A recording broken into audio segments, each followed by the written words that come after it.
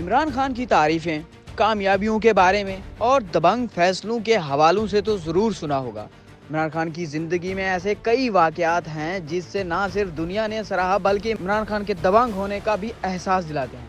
इसी वाले से आज हम एक दो दबंग फैसलों को डिस्कस करेंगे।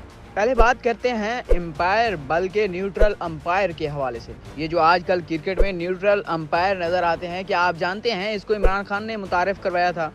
नहीं ना? तो चलिए इस बारे में बताते हैं कि कब और क्यों इमरान खान न्यूट्रल अंपायर लाया था। क्रिकेट की तारीख में बहुत कम ऐसा हुआ है कि किसी कप्तान की तजवीज़ को क्रिकेट की आलमी तंजीम इंटरनेशनल क्रिकेट काउंसिल ने सराहते हुए अपनाया हो, लेकिन इमरान खान की तजवीज़ को ना सिर्फ सराहा गया बल्कि दुनिया क्रिकेट में राइज भी कर दिया गया।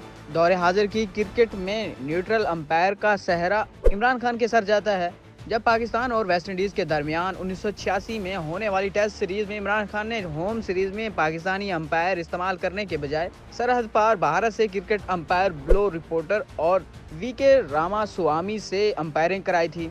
इमरान खान का मकसद होम सीरीज में कामयाबी से मकामी अंपायर की मदद के हराने के इल्ज़ाम को ख़त्म करना था, क्योंकि 80 और 90 की दिहाई में मकामी अंपायर्स पर ये इल्ज़ामात लगते रहे हैं कि उनके बाज़ फैसलों में झुकाव उसी टीम की तरफ है जिस मुल्क से वो ताल्लुक़ रखते हैं।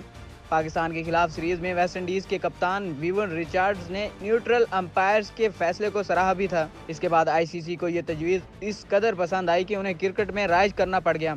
इसी तरह इमरान खान की ज़िंदगी में कई दबंग फैसले हैं, बाकी फिर कभी।